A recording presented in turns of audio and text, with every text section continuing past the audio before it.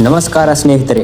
ಕೇವಲ ನಿಮ್ಮ ಉಗುರಿನ ಗಾತ್ರದ ಒಂದು ಸಣ್ಣ ವಸ್ತು ಇಡೀ ಪ್ರಪಂಚದ ನಕ್ಷೆಯನ್ನೇ ಬದಲಾಯಿಸುತ್ತದೆ ಅಂತ ಹೇಳಿದರೆ ನೀವು ನಂಬ್ತೀರಾ? ಹೌದು, ಇದುವೇ 21ನೇ ಶತಮಾನದ ಅತಿ ದೊಡ್ಡ ಯುದ್ಧ.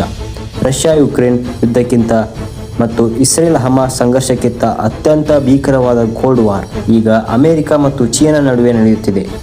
ಅದಕ್ಕೆ ಕಾರಣ ಸೆಮಿಕಂಡಕ್ಟರ್ ಚಿಪ್. ಆದರೆ ಈ ಎರಡು ಬಲಶಾಲಿ ರಾಷ್ಟ್ರಗಳ ಜಗಳದ ನಡುವೆ ನಮ್ಮ ಭಾರತ ಜಗತ್ತಿಗೆ ಒಂದು ಮಾಸ್ಟರ್ ಸ್ಟ್ರೋಕ್ ನೀಡಿದೆ. ಹಾಗಾದರೆ ಏನಿದು ಜಾಗತಿಕ ಚಿಪ್ ವಾರ್? ಭಾರತದ ಆ ಸೀಕ್ರೆಟ್ ಪ್ಲಾನ್ ಆದರೂ ಏನು? ಬನ್ನಿ ಇವತ್ತಿನ ವಿಡಿಯೋದಲ್ಲಿ ಇದರ ಹಿಂದಿನ ಅಸಲಿ ಸತ್ಯವನ್ನು ಬಿಚ್ಚಿಡೋಣ.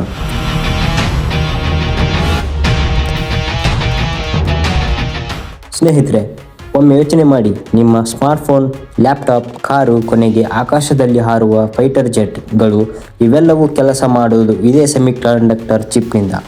ನಿಮಗೆ ಆಶ್ಚರ್ಯ ಆಗಬಹುದು, ಇಡೀ ಜಗತ್ತಿಗೆ ಬೇಕಾದ 90% ಅಡ್ವಾನ್ಸ್ ಚಿಪ್ಗಳು ತಯಾರಾಗುವುದು ಕೇವಲ ಒಂದೇ ಒಂದು ಸಣ್ಣ ದೇಶದಲ್ಲಿ, ಅದೇ ತೈವಾನ್.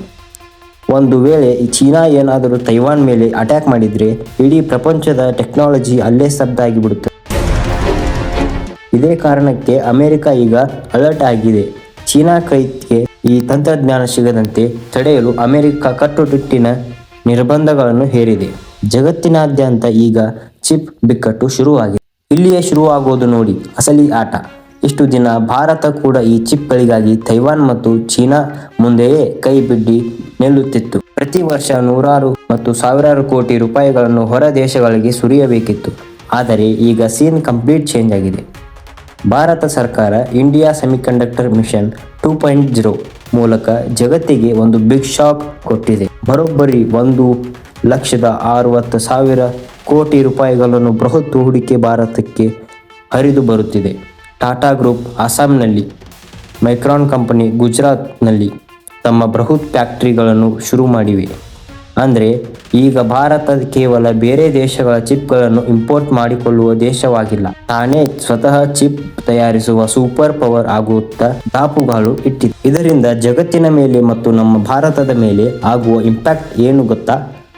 ಜಗತ್ತಿನ ಬಹುತೇಕ ದೇಶಗಳು ಈಗ ಚೈನಾ +1 ಪಾಲಿಸಿ ಫಾಲೋ ಮಾಡುತ್ತಿವೆ.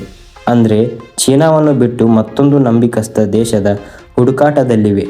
ಅಲ್ಲಿ ಅವರಿಗೆ ಅತ್ಯುತ್ತಮ ಆಯ್ಕೆಯಾಗಿ ಕಾಣ್ತಿರೋದೇ ನಮ್ಮ ಹೆಮ್ಮೆಯ ಭಾರತ. ಇದರಿಂದಾಗಿ ಮುಂದಿನ 5ರಿಂದ 10 ವರ್ಷಗಳ ಲಕ್ಷಾಂತರ ಯುವಕರಿಗೆ ಹೈಟೆಕ್ ಉದ್ಯೋಗಗಳು ಸೃಷ್ಟಿಯಾಗಲಿವೆ. ನಮ್ಮ ದೇಶದ ಆರ್ಥಿಕತೆ ಬೂಸ್ಟ್ ಆಗೋದರ ಜೊತೆಗೆ ನಮ್ಮ ರಕ್ಷಣಾ ವಲಯ ಕೂಡ ಯಾರಿಗೂ ತಲೆಬಾಗದಂತೆ ಅತ್ಯಂತ ಸ್ಟ್ರಾಂಗ್ ಆಗಲಿದೆ.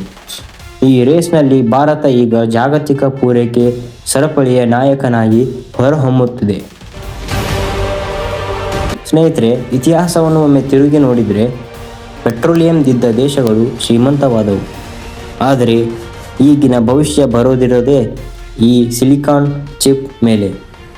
ಈ ಗ್ಲೋಬಲ್ ರೇಸ್ನಲ್ಲಿ ಭಾರತ ಈಗ ಮುಂಚೂಣಿಗೂ ಬರುತ್ತಿರುವುದು ಪ್ರತಿಯೊಬ್ಬ ಭಾರತೀಯನಿಗೂ ರೋಮಾಂಚನ ಉಂಟು ಮಾಡುವ ವಿಚಾರ.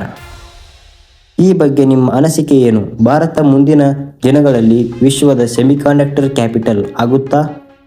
ನಿಮ್ಮ ಅಭಿಪ್ರಾಯವನ್ನು ತಪ್ಪದೇ ಕಮೆಂಟ್ ಮಾಡಿ ತಿಳಿಸಿ. ಈ ವಿಡಿಯೋ ನಿಮಗೆ ಇನ್ಫಾರ್ಮೇಟಿವ್ ಅನಿಸಿದರೆ ಈಗಲೇ ಒಂದು ಲೈಕ್ ಮಾಡಿ ಹಾಗೂ ಇಂತಹ ಮತ್ತಷ್ಟು ಆಳವಾದ ಮಾಹಿತಿಗಳಿಗಾಗಿ ನಮ್ಮ ಚಾನಲ್ಗೆ ಸಬ್ಸ್ಕ್ರೈಬ್ ಆಗಿ.